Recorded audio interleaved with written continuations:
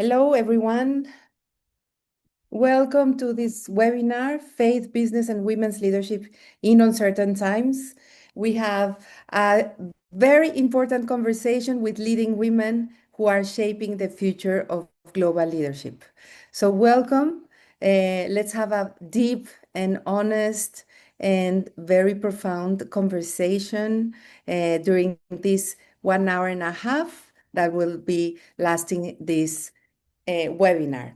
So welcome everyone. I'm just going to say we have people from Colombia, from Brazil, from Gabon, from Mexico, Philippines, Argentina, Colombia, I already said it, Poland, hello, and basically, and from our panelists. So people are coming in. Yes, excellent. So welcome, and my name is Alejandra Peña. I work for international development here at UNIAPAC, and I will be moderating this panel. And well, I have the honor to give the floor and the introduction to our president, global president and international president, Sigrid Martz. She just joined, and she will be giving you the introduction of UNIAPAC and to this webinar. So thank you, Sigrid, for being here, and please, you have the floor.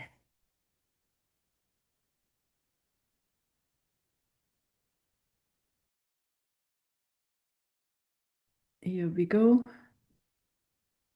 So, welcome everybody to, so if I understand, Alejandra, we have participants in this call from UNIAPAC and from outside UNIAPAC. Yes. UNIAPAC is the International Federation of Christian Business Leaders, active in 40 countries with about 40,000 members. I sometimes like to say we are an old lady, so the ladies in this call are very welcome because UNIAPAC was founded almost 100 years ago, exactly 95. And with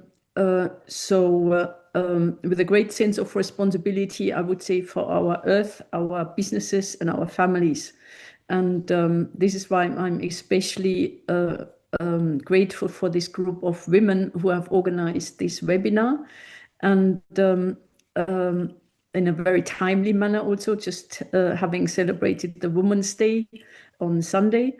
And I would just like to hand over to, I would say, the organizers. And I'm very keen and curious also to see what they have to tell us.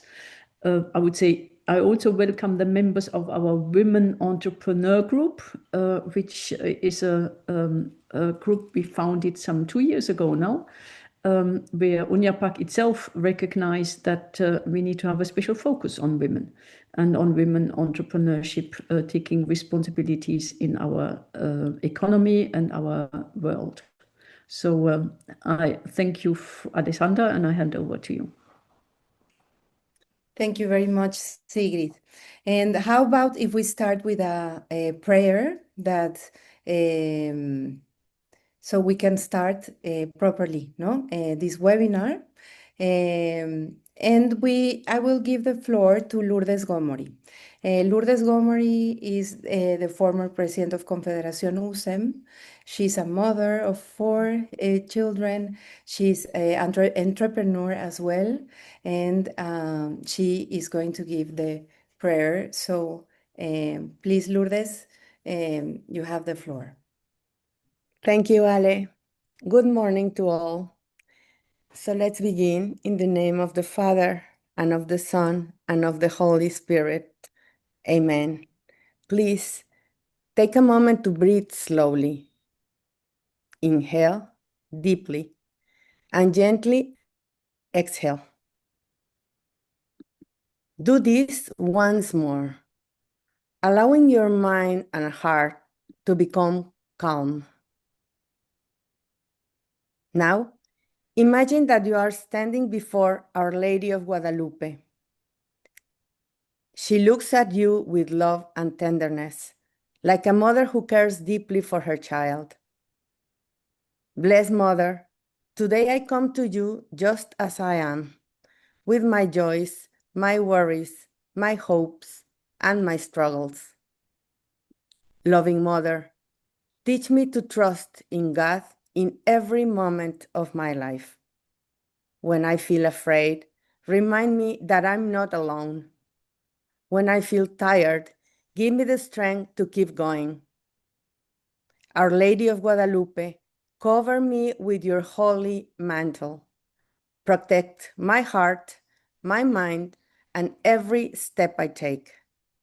I also ask you to watch over my family, the people I love, and all those who need comfort and hope. Help me live with faith, act with love, and carry a humble and grateful heart. Let's take a few minutes of silence and place our personal intentions in our hearts.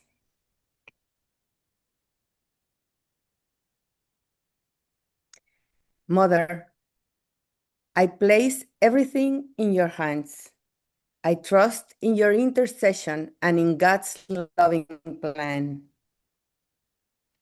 Our Lady of Guadalupe, walk with me today and always. Amen.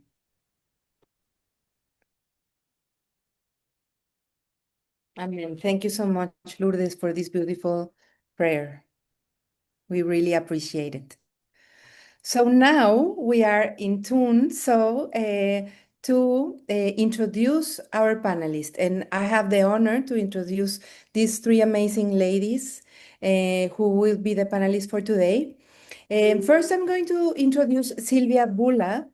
Silvia is from Argentina. She's senior professional with 35 years of experience in DuPont and international flavors and fragrances.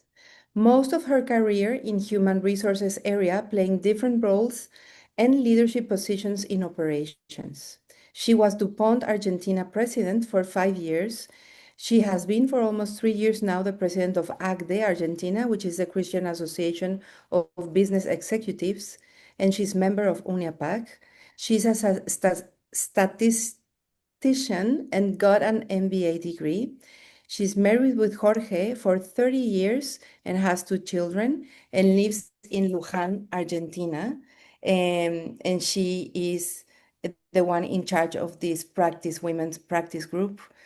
So thank you, Silvia, for this initiative and this opportunity to launch the practice group. Thank I you, am Alejandra. Thank you. So please, you have, I will introduce Patrice and also Monica Santamaria, and then give you everyone the floor. I will introduce Patrice Joa. Patrice is a communications and global affairs consultant and lecturer. Patrice is an international affairs and communications professional working globally to advance girls' education, social emotional learning, youth development, and women's leadership. Rooted in her African culture and values, yet profoundly a citizen of the world, her worldview and passion for contributing in any small way to improve the quality of humanity derive from her experience as a young child in a war-torn nation. A published author, award-winning poet, and educator, she is the founder of the Martha Yua Education Foundation. She champions girls' education, leadership, and digital information literacy through the Sexy Like a Book initiative. Patrice is an executive committee member of Karanga, the Global Alliance for Social Emotional Learning and Life Skills. In addition, she is visiting professor of global civil rights at the Council of International Education in Madrid Open Campus and an adjunct professor at IA University. She is a Deutsche Welle Global Media Fellow, former Miss Liberia, and a Mandela Washington Fellow for President Obama's Young African Leaders Initiative. She holds a master's degree in international relations and affairs from the IE School of Politics and Economics and Global Affairs at University in Madrid, Spain. A perpetual knowledge seeker, she is fascinated with languages and enjoys fostering global collaborations. Patrice, it is such an honor to have you here. Thank you so much for your time. And I am the last but not least, I'm going to introduce Monica Santamaria. Monica studied law and worked as a legal advisor to companies. As a teacher, she taught law, sociology, and current affairs. She was a social advisor to the National Institute for Women in Mexico, a governmental organization dedicated to the protection of women. She has been a member of the Mexican Catholic Women's Union for 35 years, serving as national president between 1996 and 2001. She was also president of the Mexican Catholic, um, member of the editorial board of the magazine Acción Femenina for more than 25 years. She has held the position of president, vice president, and board member in Quiera, a foundation of the Mexican Banking Association. She is now a board member of vice president in Latin America and general treasurer in this organization as well. In 2025, she has received from the Mexican government the Otley Award, a special distinction bestowed upon its citizen abroad. And in 2026, she was appointed by Pope Leos the 14th as a consultant to the Dicastery for Interreligious Dialogue. She's the president of the World Union of Catholic Women's Organization worldwide. And Monica Santamarina, it is such an honor also to have you in this panel. Thank you so much. So that was the introduction with these beautiful ladies. And we will start with the first 3 minutes for each. And we want to ask you, basically, how do you feel your reflections about the state of the world nowadays? Where are your hearts? Where are your minds? What, with these unprecedented times, in these war times, in these unpeaceful and uncertain times, where are your reflections? So please, I will give you the floor to Silvia and then to Patrice and at last, Monica. Thank you. Well, first of all, I'm so happy of this moment because we've been dreaming to launch this worldwide initiative for a long time. So it's a very, very good moment. And it was the International Women's Day. And it is like such a momentum to launch this initiative. So very happy about that. I'm also very thankful to Sigrid, to Rodrigo, that always has support this idea and also give us a lot of impulse to do this. So thank you very much. And regarding your question, Alejandra, that also you are supporting very well our effort. I was thinking about the moment of the war today. I have lots of words that come to my mind. First of all, I think I would say I'm concerned because a lot of people suffering in a moment of war. War has no no no need in this moment of the war. We are so invaded by communication, a lot of things, but what the effort of the people are that we cannot put all these forces to dialogue and to solve the problems that we are having. That's my first reflection. Other reflection at the same time, I feel with hope first because of our faith, because we know that Christ is helping us all the time, and He beat the world. So we are knowing that He is in control. So that make us feel a lot of hope. And I also have hope because we are having these spaces that provide us opportunities to help each other, to support each other, to grow from from other people. So that's my other word. I feel that there is a lot of hope in this moment also. So that's my first reflections to open this dialogue. Thank you so much, Silvia, for the hope reflection, which is very important in these days. Patrice, I'm going to give you the floor. Tell us about your experience, your reflections. Where's your heart? Where's your mind? Looking forward to hearing you. Thank you so much, Ali, and thanks to the UNIAPAC family, my UNIAPAC family, for the invitation. I'm honored to be joining you all. Where's my heart? I believe my heart is with every woman across the world in this moment. And I'm not an expert on navigating conflict, but I believe I have some lessons to share. As my bio read, I was a child during conflict in my country. I was very young when the civil war in my country started, and it lasted for 14 years. So I spent a big part of my childhood during that period. And also we had the West African Ebola outbreak in 2014, which I tell many people was the dress rehearsal for COVID if the world had paid attention. Most of our conflicts and the different crises that we experience, they're all interconnected.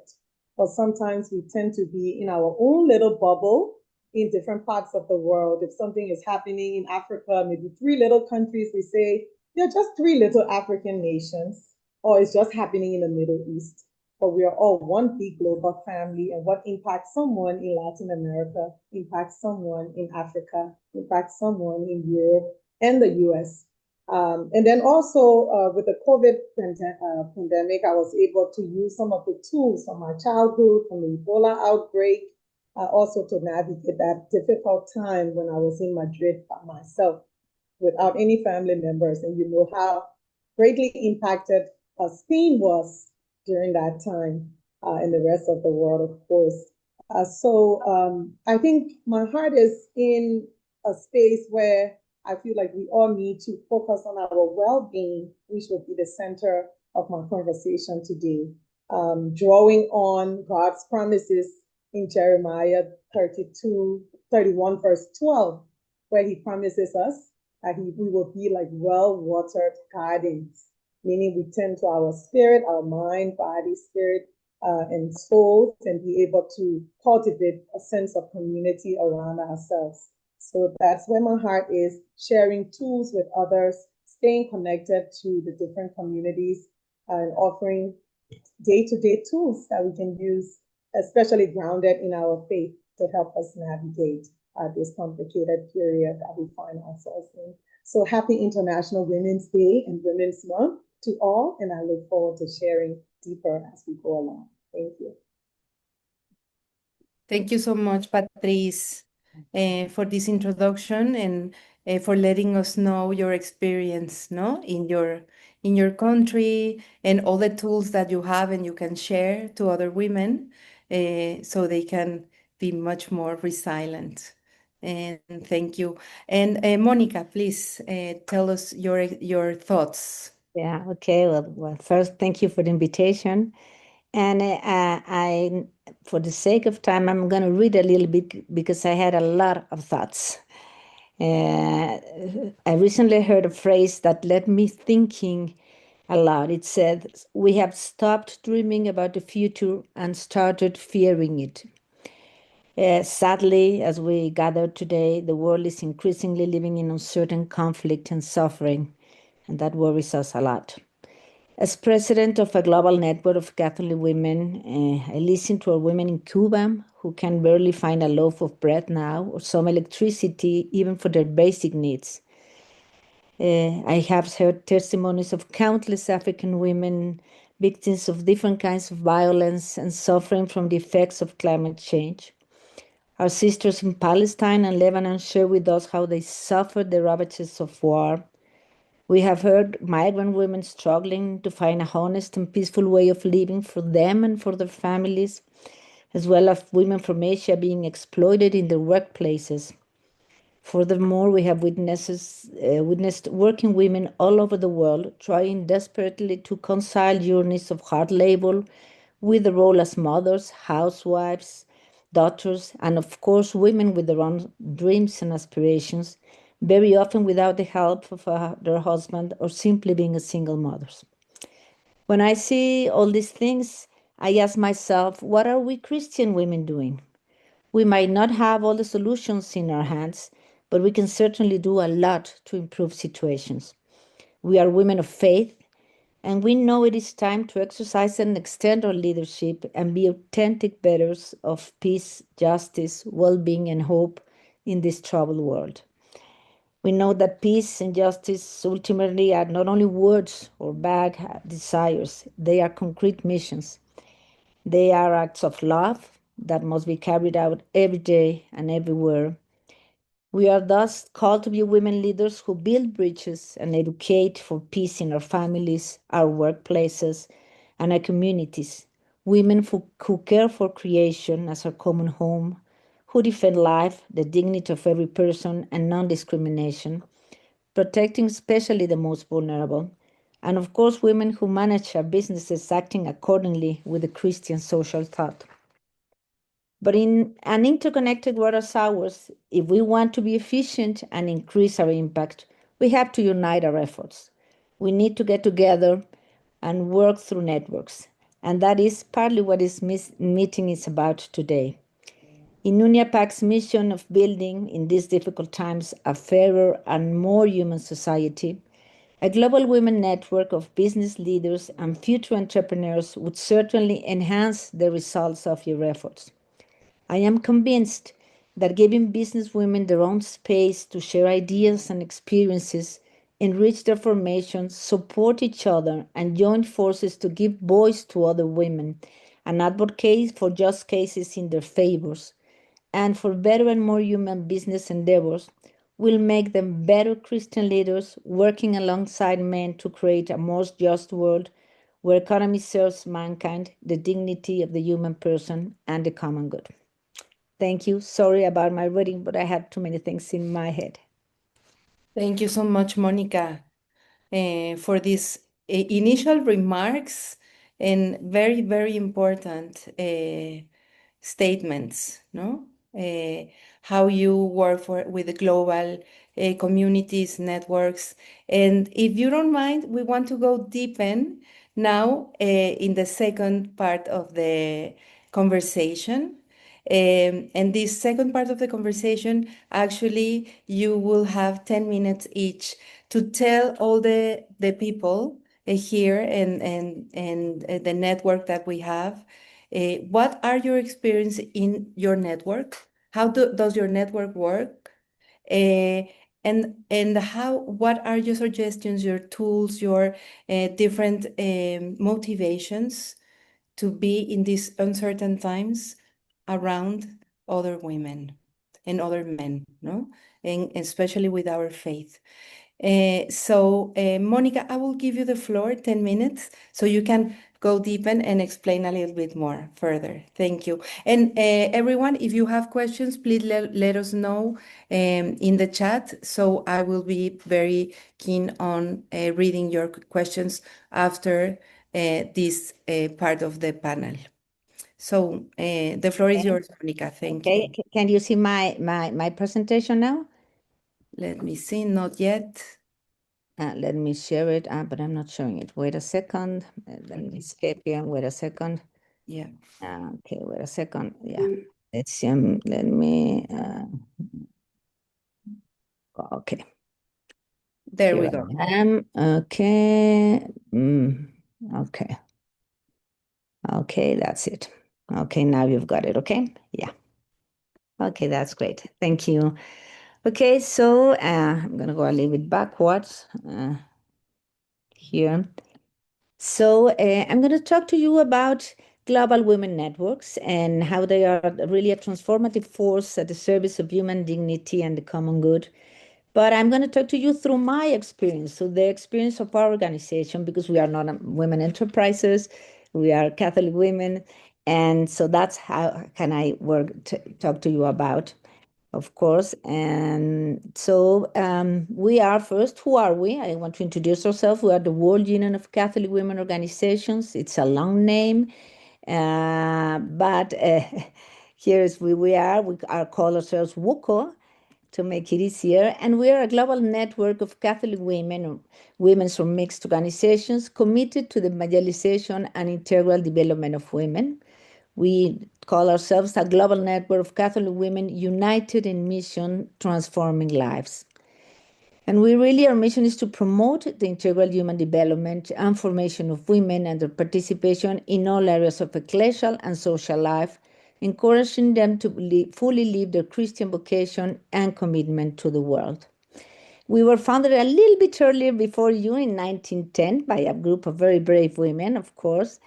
And since then, we have been accompanying the challenges of each area with fidelity to the gospel and the magisterium of the church. We have been a space for communion and encounter for Catholic women around the world.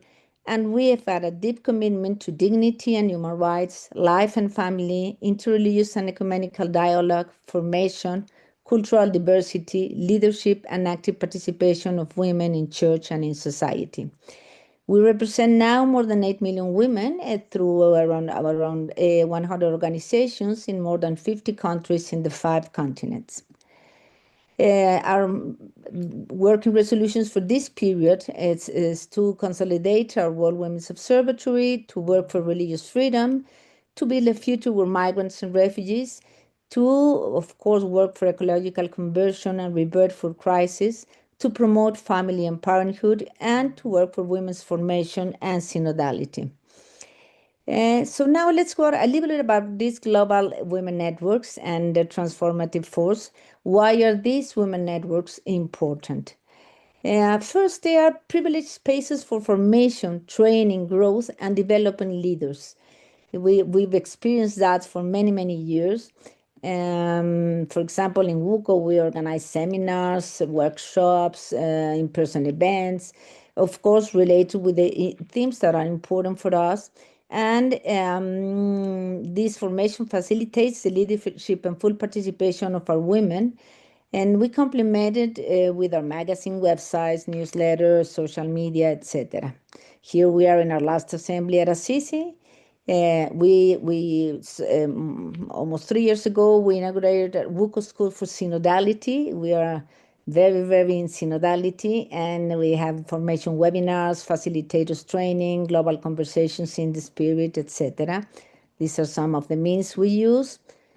And then what's a second function of these networks is that at a time when false or manipulated information abounds everywhere, professional networks allow us to keep us up to date with accurate and timely information according to our own interests. We know what false information is doing nowadays in our world. So it is very important. Then female leadership networks strengthen and humanize societies and working environments. And I think this is the most important thing. In an interconnected world as ours, we're really required to work through networks to increase our impact and be efficient.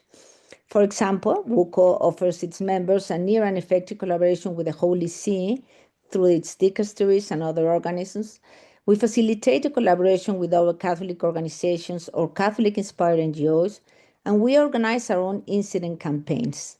For example, we have some of them: WUCO Planting Hope, enjoy once a week a family time without electronic devices, and then our campaign to eliminate violence against women, which is called Invisibles No More.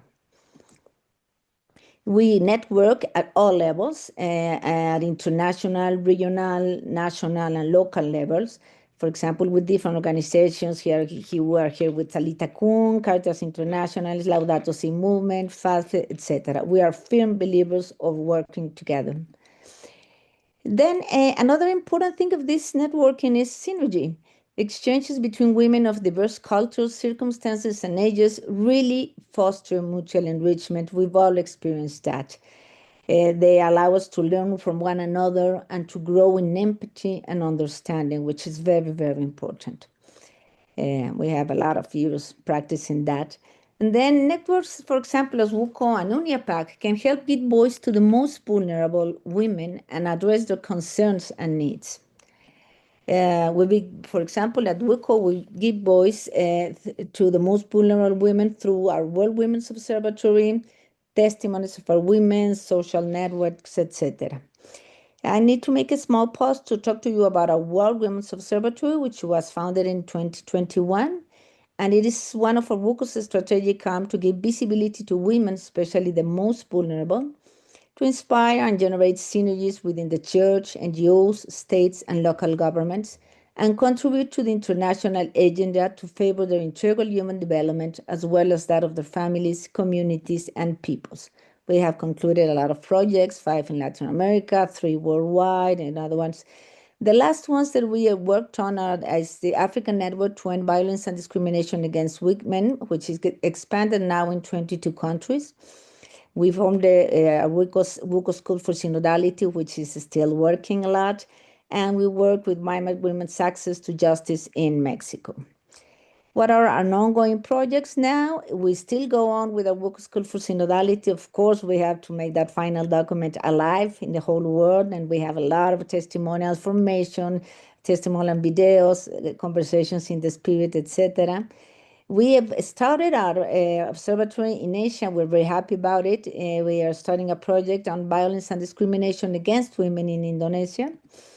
In Africa, we're strengthening and consolidating our African network to end violence and discrimination against women, and we're implementing a sustainable intervention model. In Mexico, we're working for the support and integration of migrant women now, and also designing implementing a sustainable integration model. And then WUCO's future projects, we have one project that has beginning, and it's very important, and it might be very interesting for you. It is about women, family, and work, and how to balance these 3 elements. We already have a survey ready. We are going to start the pilot implementation. We're looking for funding. We want to start in Europe, and then, if God allows, worldwide. So we're going to invite you to participate, of course, because I think this is a thing that would be very interesting for UNIAPAC. And then let's go on. Global advocacy and incidents through international forums and networks is very, very important. WUCO represents women at 5 international bodies advocating and promoting Christian values and networking with other international NGOs so that we strengthen advocacy and maximize the impact. We have consultative status at ECOSOC, FAO, the United Nations Human Rights Council. We have participant status at the Council of Europe, and we are official members of UNESCO. We not only represent our women, but we collaborate with a forum of Catholic-inspired NGOs by participating in official meetings, and we sign with them joint declarations with Catholic or other partner organizations that think like us. We host parallel events also with different partners. Here's a picture of we're hosting a parallel event at the CSW 69 on migrant women rights. And in the other way, we are participating in an event organized by the FAO. Then women networks are very important for solidarity and support. In these networks, the organization help themselves, among themselves. The strong organizations help the weaker ones. The women of member organizations help each other, and different Catholic or like-minded organizations learn to work together. That's one of the most important things of networks. And then, of course, we are Christian women, so these networks promote, encourage, and strengthen joint prayer of Christian women. And we promote also interreligious and ecumenical dialogue, which contribute a lot to peace and understanding around the world. Here we're in one network. This is an event we had just last week where we had more than 250 participants around the world from different faiths, and we were all speaking on how to work and go along to help peace and hope in this world. So, Hope of Hope, as Alejandra was speaking with us at the beginning, we are full of hope after this Jubilee year, and I invite you to create and strengthen these women networks, which are really a transformative force, and they will help you to promote Christian social thought within business, world, and society. So thank you very much. Thank you so much, Monica. Very inspiring and very impressive. The World Union of Catholic Women's Organization. Thank you so much for your participation. I will give the floor to Patrice. We will ask her about the tools. How are her tools, her daily base-to-base tools? How do you manage to make your life, your women, your network much more resilient? So you have the floor, 10 minutes. Thank you. Thank you. Wow, Monica, thank you so much to you for such an inspiring presentation, and also Sylvia for your insights. One of the tools that has been very fundamental in my journey is the tool of writing. Okay, I have been writing since I was a child. As I said, I was a child in conflict, and so I had to find ways. My mother is a teacher, and she taught in rural communities for 50 years. And so she always surrounded me with books, lots of books, as a way of giving me an escape from the conflict. So I would read as a little African girl in my small country of Liberia.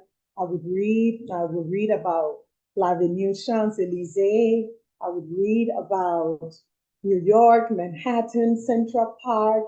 I would read about the vineyards in Italy. And I said, okay, so there's more to my life than this little country that I'm in that is so isolated currently because of conflict and the rest of the world. So storytelling and being able to find creative outlets have been a big part of my journey. So before I go into my presentation, I will read a poem I wrote for women, and it's called Celebrate Women, Celebrate, especially now that we are in International Women's Month. I know we have so many things that we are navigating, but we can still celebrate ourselves and the progress that we've made so far. It says, celebrate women, celebrate. For so long, we were torn apart. Our voices were buried in a cold, dark earth. Our songs were cries and our pain, tears. We were silenced and banned from speaking our truths. Hate towards each other burdened us as fear crippled us. We were blinded by lies that tore our efforts into shreds. We would form pity parties, wallow in sorrow, and rejoice over each other's downfall. Our hope was lost and our courage killed. In all this misery, something happened on that fateful day. The wind of change swept across our hearts, and we could suddenly see what strength sisterhood brings. The chains were set loose and left our hands free to unite and embrace one another. Consumed by love, we cried for tears of joy this time. We began a new journey together and have stood strong in spite of our differences. We have cherished our uniqueness and dispelled the myth that we, women, are weak. Celebrate women, celebrate. Celebrate how far we've come and how much further we must go. Celebrate the resurrection of our voices to speak for the voiceless. Celebrate ruling nations, boardrooms, and touching lives. Celebrate being mothers, daughters, sisters, wives, presidents, bosses, and role models, all in one dress. Celebrate being heroines in a fight to end injustice. celebrate violence against women. Give a smile in place of a frown. Dance to the rhythm of the peace you have helped to build. Pat yourselves on the back for a race perfectly run.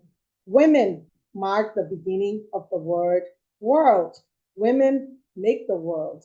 Celebrate women, celebrate. So that's one of my poems in celebration of women globally. And like I said before, my contribution today centers around being a well-watered garden, as was promised in Jeremiah 31, verse 12. God promised that he will make all of us well-watered gardens. And when we look at gardens, we see different flowers, in the garden. We see a beautiful collective. It's a beautiful garden to look at. But we are all individual flowers in that beautiful garden of life. And we see the flower, or each flower, they all have their stories as to how they became vibrant, beautiful, colorful, but we don't know what goes on behind the scenes. And so usually when we see a beautiful garden, some of the characteristics are they're fertile, they're green, they're colorful, they're lush, they're vibrant, you have fiery, they're being maintained. And so in keeping with God's promise that we will all be well-watered gardens, it doesn't force us to constantly be in motion and to constantly be productive. Some seasons call for falling back to tend to our spirit. And as you said, Monica, in your presentation, as women of faith, it is crucial, that we put that at the center of what we do, because it is indeed God's promise to us to make us well-watered gardens. So we are individual flowers, but then we are united under this South African philosophy called Ubuntu. Ubuntu is a Zulu philosophy that says, I am because you are. So if I don't exist, you don't exist. And this forces us to think about, or encourages us to think about the global collective, the family that we are in. Like I said earlier, when something is happening in Latin America, it impacts a woman in a village in Africa, because we're all navigating one global community. So under that philosophy of Ubuntu, we can nurture this garden as individuals through praying, through journaling, through rest, through a shared sisterhood, like what we are doing now. It's easy in the world today when division is being preached for us to say, okay, I'm an African woman, I will just concern myself with African affairs. Or I'm a European, I will just concern myself with what's happening in Europe. But when we create that community of shared sisterhood, which factors in intersectionality, knowing that we are women first before we are all of our different groups that we come from. We are women who share similar hopes, similar dreams, similar visions for our world. And we have a vision to see all of us thrive in the different fields that we are in, whether it's a woman in business, a woman in the nonprofit sector, or just a housewife navigating day-to-day responsibilities in our different homes. So how this shows up in my personal walk is that I shared before that I coined this philosophy through prayer, a personal paradigm that is called the voice, pen, and purpose paradigm, especially for women like us who navigate different roles. I teach, I write, I consult, I speak, I'm a sister, I'm a friend, and I'm all these different things, and so are all of us. Through prayer and self-reflection, I was able to gain a personal paradigm called the voice, pen, and purpose paradigm, as a way of condensing and bringing together all of my contributions and how I engage with the rest of the world. Through the voice aspect of it, whether it's speaking like what I'm doing now or teaching in a classroom, is to help to use my voice as an instrument for change, to be able to speak life into people and in the different spaces that I occupy. Whether I'm teaching, sometimes, I teach in Europe, and most of my students are Europeans and Caucasians, and they see this African lady with so much energy, and sometimes they're like, okay, they're surprised, but then I tell them, I'm your African auntie professor. They call me African auntie prof.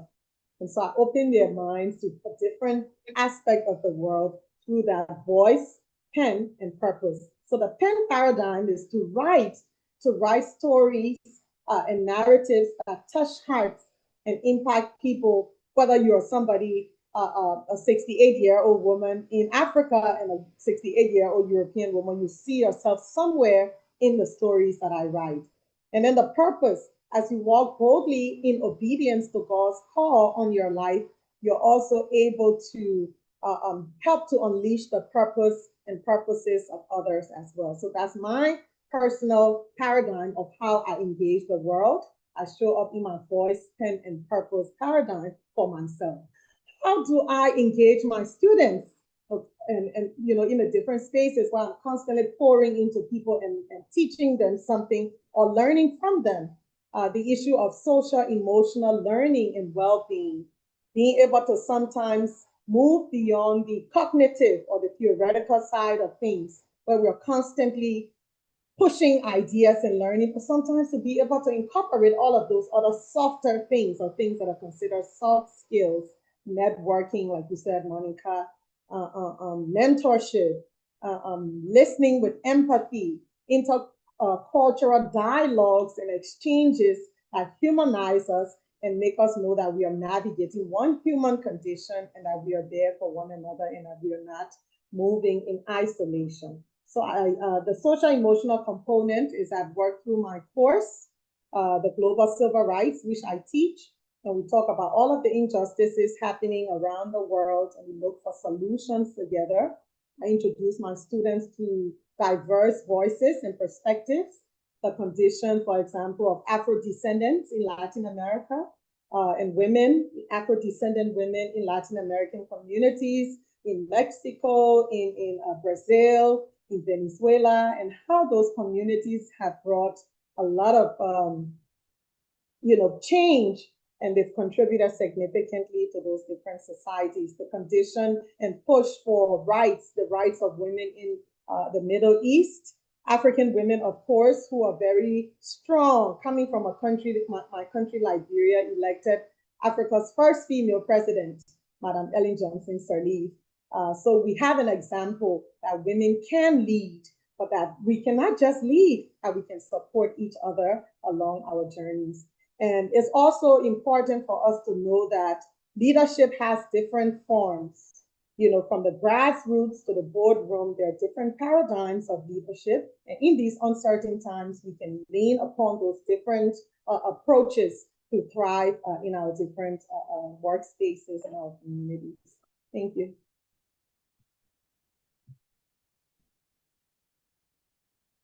Wow, very powerful, Patrice. You started with the tool of writing, and thank you for this Celebrate Women Celebrate poem. Extremely beautiful. How we have to put faith in the center in these diverse areas that we have. The Ubuntu, thank you for putting this concept, how we are a global community and a family, and how we are women first before being the rest. So this is very important as well.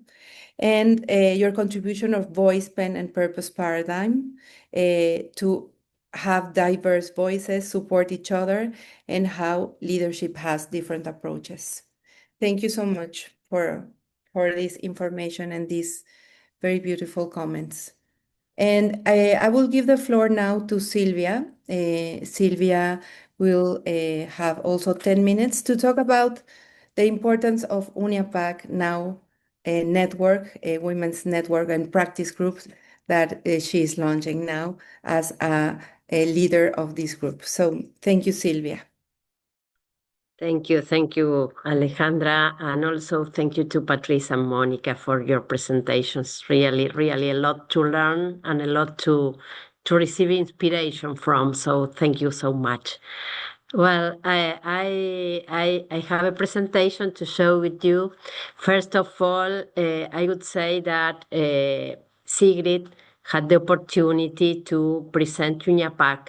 And it's important for us to share that I'm talking from this special point of view. UNIAPAC is a world organization that gathers business people from all the world in different organization. In each country it has different names. I'm from ACDE in Argentina, but we are all together with this mission of having an economy based on the respect of human dignity and the sense of common good for the promotion of business as a noble vocation, as Pope Francis give us this beautiful document on the business as a noble vocation.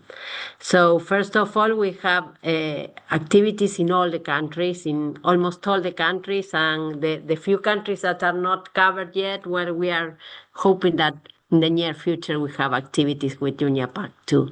So a lot of people in all the world actively working for having this common good in the business area that is so important for the development of people. We are based in Paris, and we will start it in Belgium. So just to give this few words about UNIAPAC. Let's go to our proposal, because we are here also to share with you that we are proposing to have this practice group, worldwide practice group from UNIAPAC to gather women, to live in our noble vocation as women. Our vision is to build a global community of women inspired by Christian social thought, to lead with integrity, to collaborate with development of others, and to serve with compassion and influence their environment for the common good, empowering one another to thrive as leaders. We would like to be the leaders that innovate, that be the change agent, living our noble vocation in business and society that so desperate needs equity from every place where we are. So we have some objectives in this statement, in this vision. First of all, we would like to have this empowerment and development, so we will be working in tools. We would like to inspire our colleagues in light of the Christian social thoughts in every place we are present. We would like to be there and showing that we think with this specific point of view. We would like to create global Christian networks that it is this practice group, a global network of women leaders. We would like to equip women with spiritual and moral formation, just not only to have our business presence, but also to be equipped with the training we need. We would like to promote development, career development pathway for women. We also advocate for equitable workplace practices that we all have in every place of the world, but we would like to start sharing that practices in order to make these workplaces a better place for women to grow, to develop, and to achieve that leadership position that would allow us to impact more powerful to the world. Let's go to the following one.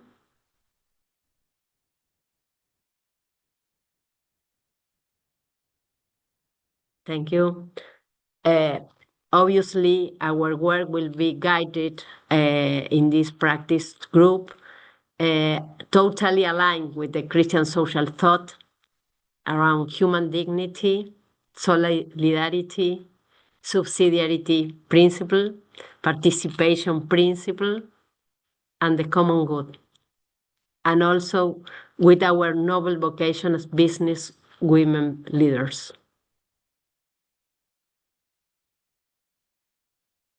So our proposal, more concrete, is three areas: to work in global mentorship, to have a structured program to help people from different places of the world, women from different places of the world, to participate in a program of mentorship. It could be either as a mentor or as a mentee. Also, we will need women to participate in helping us coordinate this pair of people helping each other. So there will be options of participation in this global network to help us organize this global mentorship. There is also other specific topic on training. As I said before, it is important to provide tools for these women to be developed, and there's a lot of places to go, but it would be important also to have some selection of places and also webinars for this type of a wonderful woman that can inspire ourselves to be better in our business area, but be informed by the Catholic Church learnings, and also with different recommendations that can come from different places, but gathered together in order to be put in place for us to be trained. So we also would like to have wonderful women that as we have, and very, very trained and professionals to help us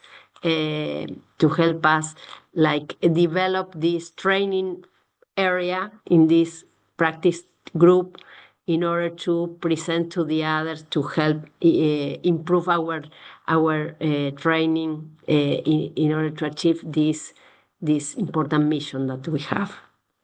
And also a third part, but really a very important one, is like this first moment of networking. We need to know people from other places in order to have this opportunity to interact, to know this very, very important and also very inspireful women that can help us from other places. So networking is the third area we would like to develop, and we will implement this progressively. So at the end of this webinar, we will send you a survey to understand where, if you would like to join this practice group, you can be a person from UNIAPAC, but it is open to work together with other organizations, understanding that we would like to create this practice group, to work together, to have these mentoring programs, training programs, and also opportunities to network. So at the end of this webinar, you will receive this survey, and we would like to hear from you if you would like to participate. And another thing that I would like to say as a closing remark, we in UNIAPAC are launching this one platform. I don't know if you had the opportunity to receive the invitation to this platform, but it was developed by one incredible woman from UNIAPAC, Monica Maurer, and there is here it is a wonderful place to meet together as women. So we would invite you also to participate in this platform later in a specific email that you will receive. So thank you so much for your time, and I'm open to the dialogue. Thank you so much, Silvia, for presenting this network, the starting of this network, the how to live our noble vocation as a woman, and putting the Christian social thought at the center. Now we are going to have questions and answers, no, for everyone here present. So please let me know either in the chat or who's raising the hand to give a little bit of the floor to the questions. Preguntas.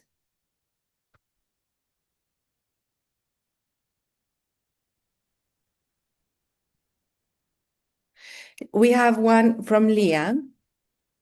She says, in your initiatives to support women, do you have environments that invite men, husbands, boyfriends, fathers, brothers, so they can understand the realities and challenges women face and learn how to support the women in their families and surrounding circles, such as co-workers or partners?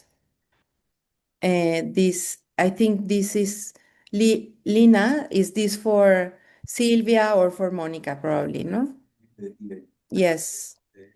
Lina, let me see where you're from.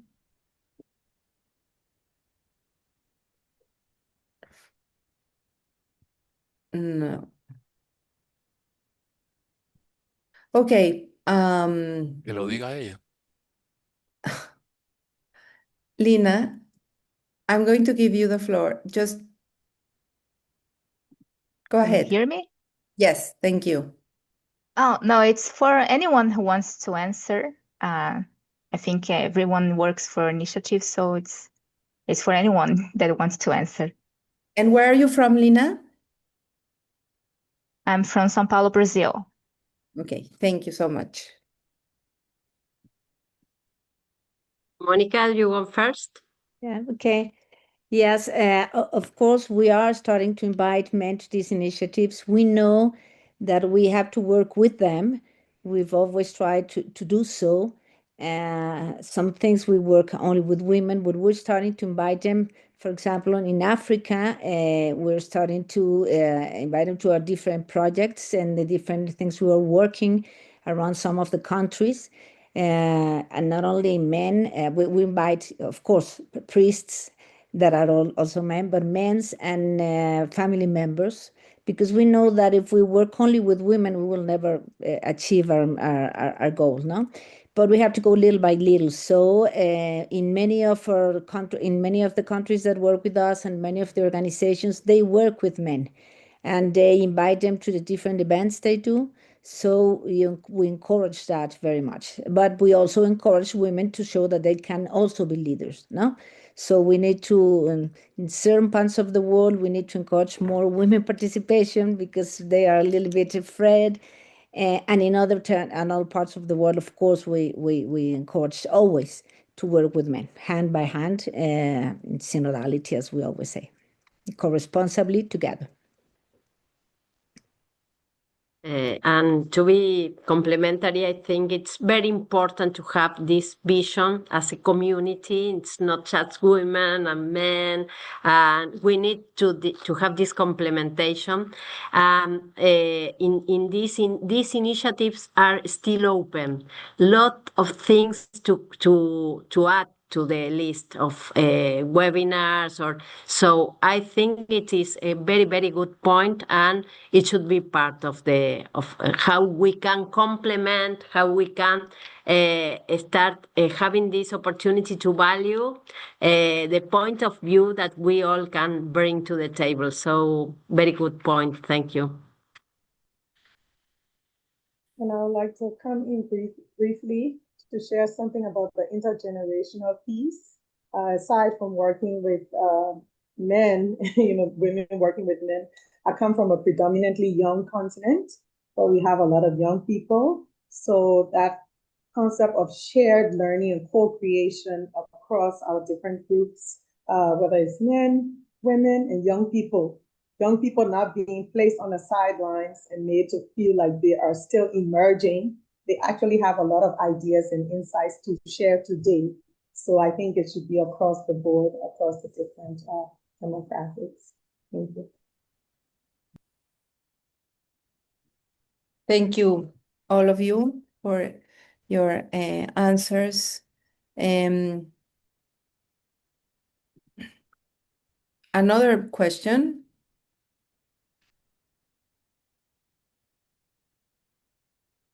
Roberto raised the hands. Yes, sorry, I didn't see him. Roberto, please go ahead. Thank you very much.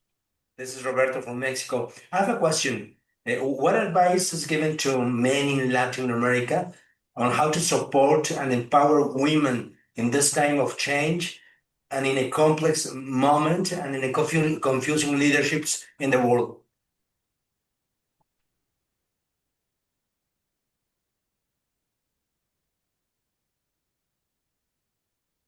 Anyone wants to answer? I can talk from the business environment. I have been working a lot with women around the world, and I would say it's not good to have advice because you need to know a little more. But we Latam, we know that perhaps our history, our culture is not providing this opportunity for women, but still there are some leaders that are women, as some president, very bright women that are leading our countries, and as any leader, either man or woman, could be good or bad governance, or could be real inspiring.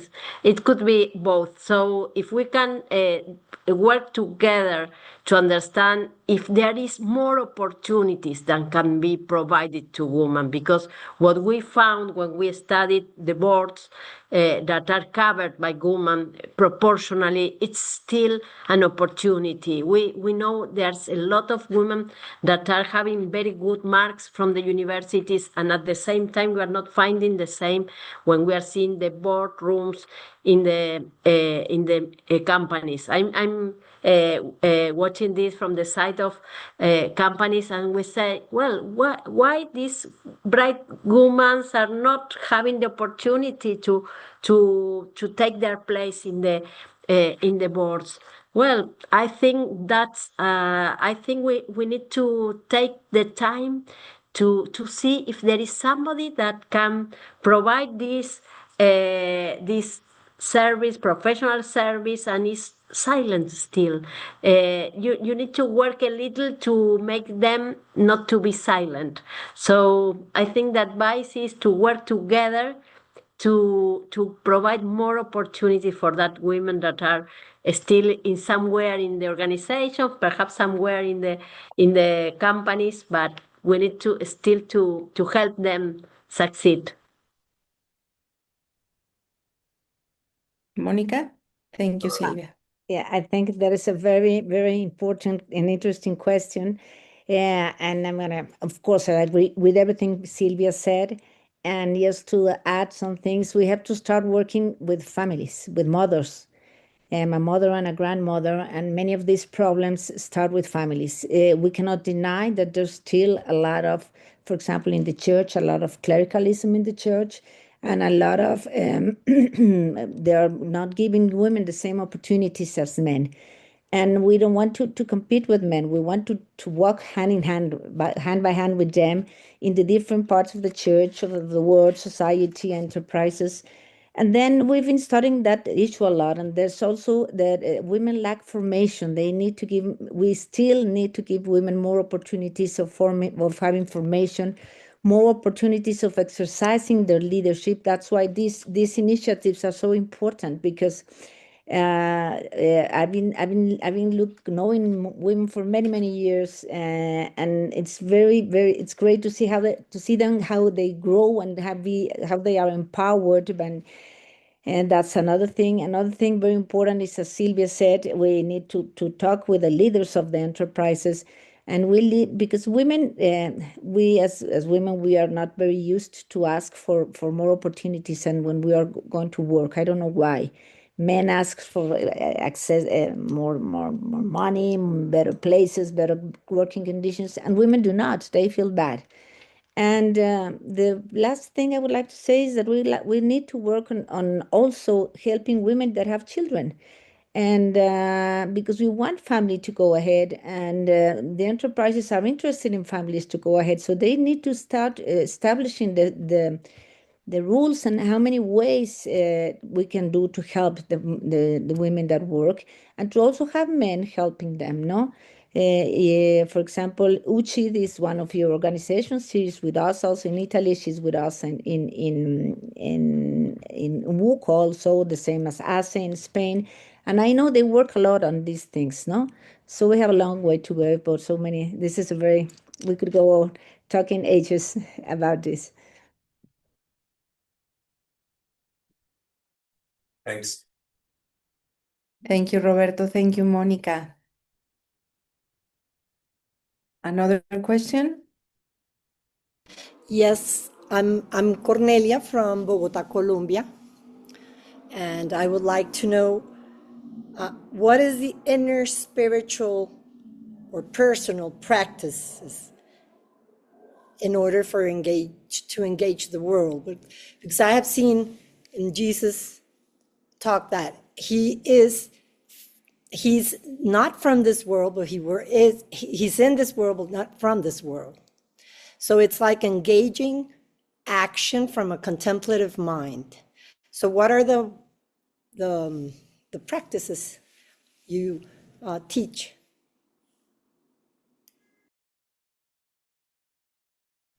I think I would like to come in, if you don't mind, to address that.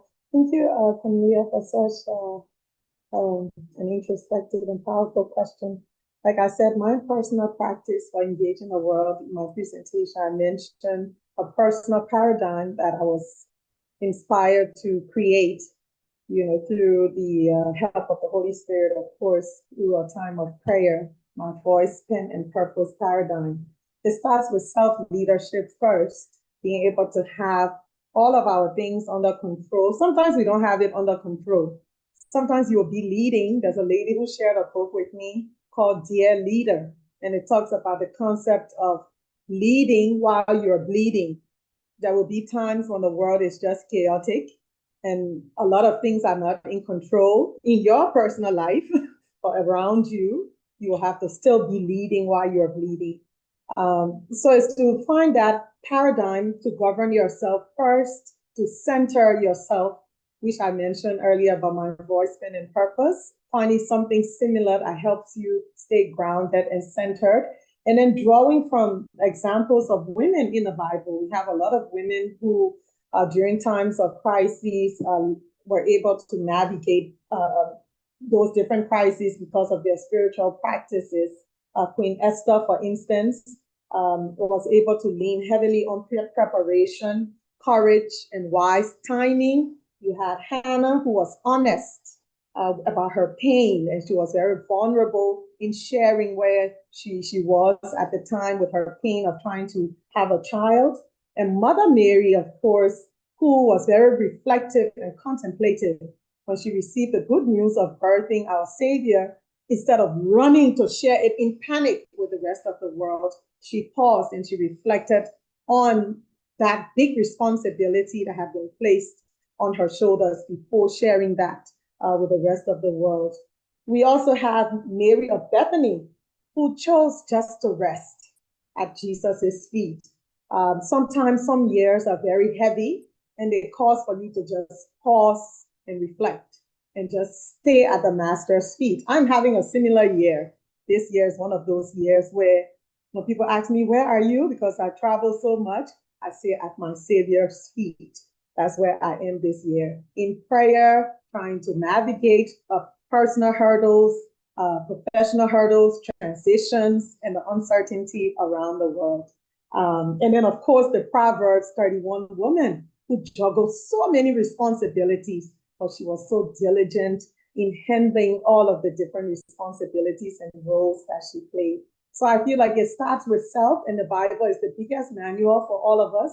And we have great examples of women who have been there and we have done it, but we should not wait for crisis to disappear before we show up. We can still be leading while we are bleeding. And at times we can just rest at our Savior's feet. Thank you. Wow, beautiful, Patrice. Silvia? It is, I don't like to provide advice. I would say, well, my testimony, what I do, I really try to go to Mass as frequent as I can. If I can go daily, I do it, because you receive from God this gift of the Eucharistia. And also I really be as close as possible of the mother. I have my own from Argentina. It's an operation that is coming now, that is happening now. But I live in Luján, where it is the place where the mother of Argentina is. So I go as possible, as close. If possible, I try to pray with the rosary. The rosary is a very nice prayer that you can put all your life, and the people that you are worried about, in only praying to the Virgin and asking her for help and support, and to go to asking her to go to Jesus to ask for the miracles we need, and also to say thank you about our family. I just share what I like to practice, but really it's just like a testimony. No, I cannot say that will work for you. Thank you so much, Silvia. So before we go to our last closing remarks, we have one more question in the chat. It says, given that women's support efforts have been established over many years, what are the primary challenges women face today according to your initiatives? Are these issues persistent, or are you noticing any new shifts or trends?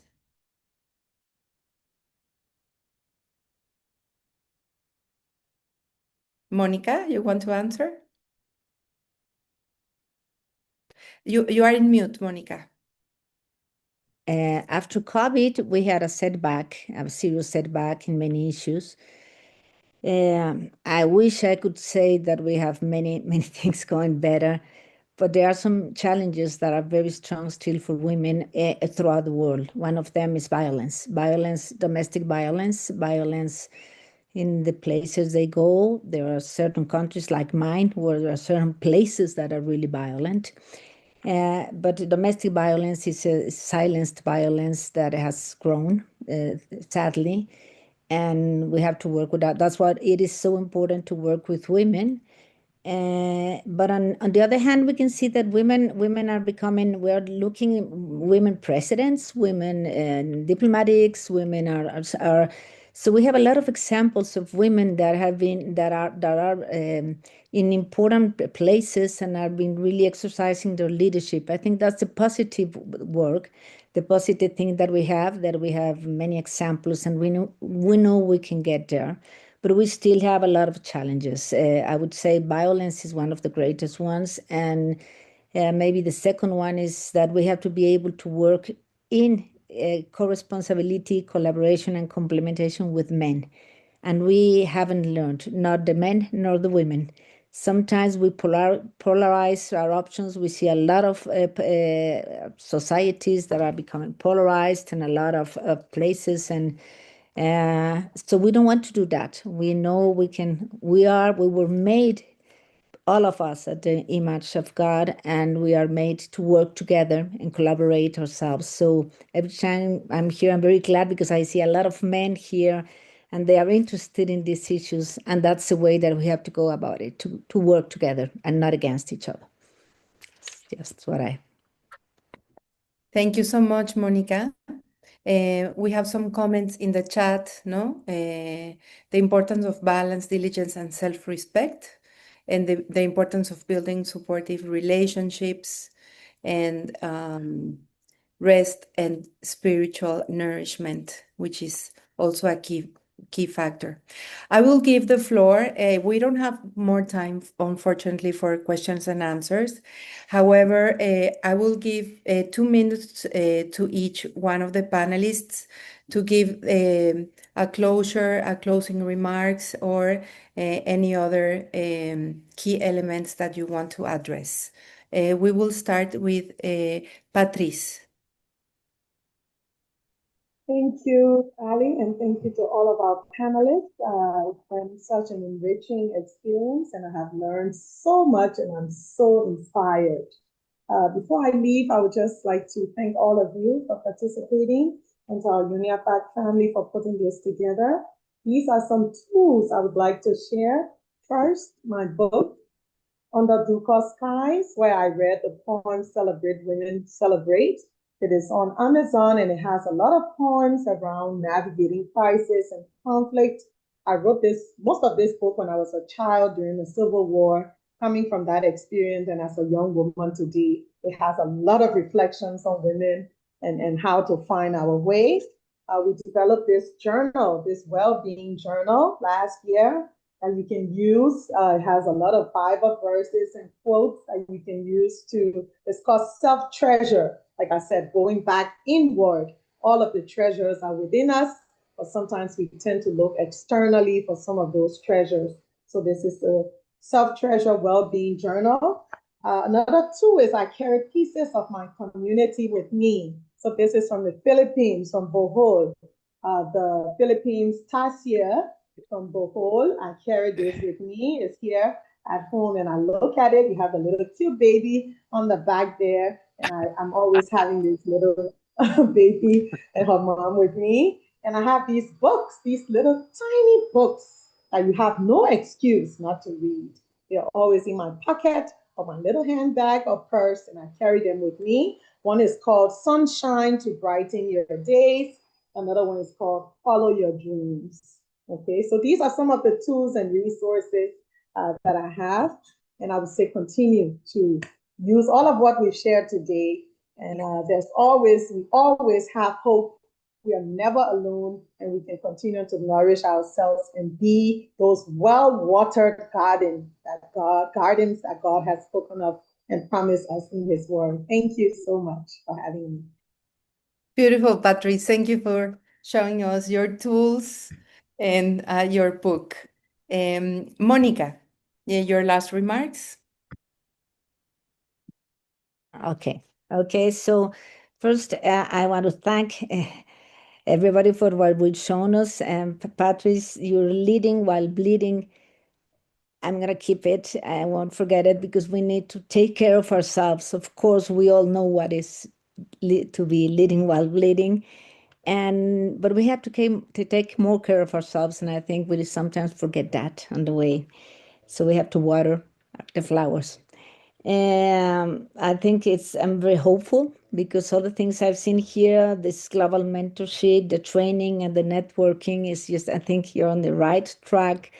And it's very, very important because one of the other, I didn't have time, but one of the other challenges that we have now is how to conciliate this women, family and work thing. And your UNIAPAC is very important for these issues, no? Because we know women is now working almost everywhere around in the whole world, and she's in the labor, and we need to help her, and we need to help the companies, and we need to help fathers, and we need to change that. So I think that's another challenge. And of course, we need to stop violence.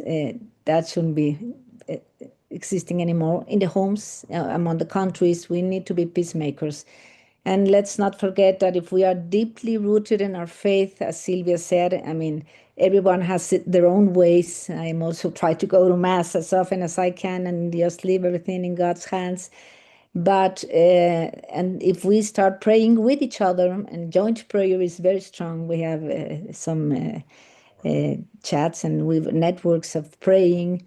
And it is always very important. Do not forget that when we are together and we pray together, then we have better results. So thank you. It's a lot that we're learning. And of course, we want to collaborate with you.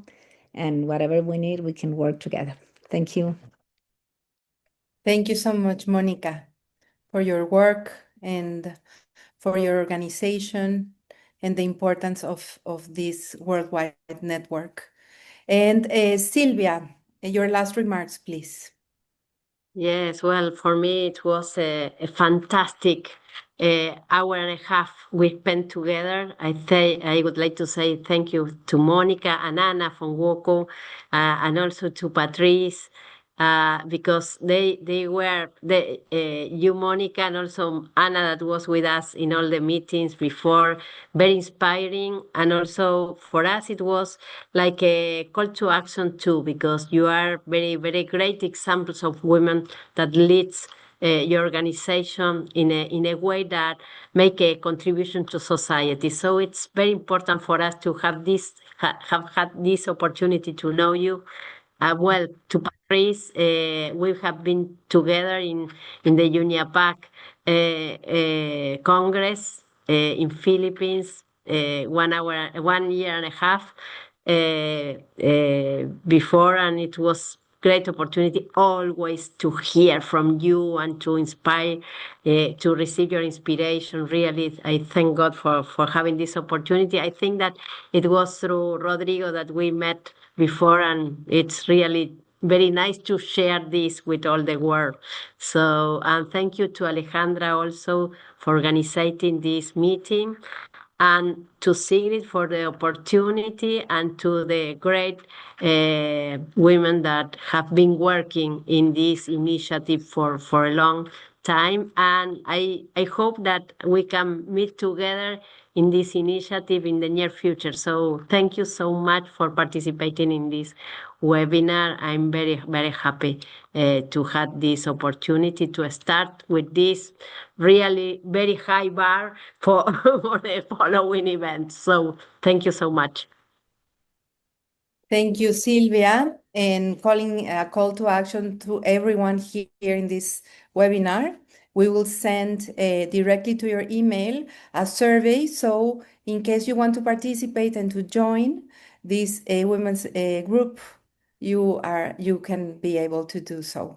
So thank you so much, everyone. And the last part, I'm going to give Rodrigo Whitelow, the General Secretary of UNIAPAC, the floor so he can just give the last remarks. And thank you, everyone, for joining. Thank you very much, Alejandra. On behalf of UNIAPAC, a huge thank you for the panelists, a huge thank you also for the participants. We had more than 50 participants in this webinar.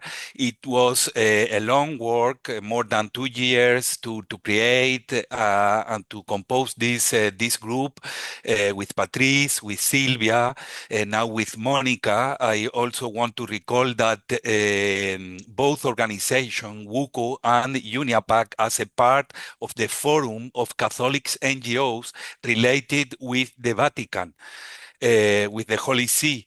So we met in November, last November in Rome, and we look forward to continuing this collaboration of both organizations. I would like also to thank to Lourdes and to the team of Mega Media that collaborate and organize this excellent webinar.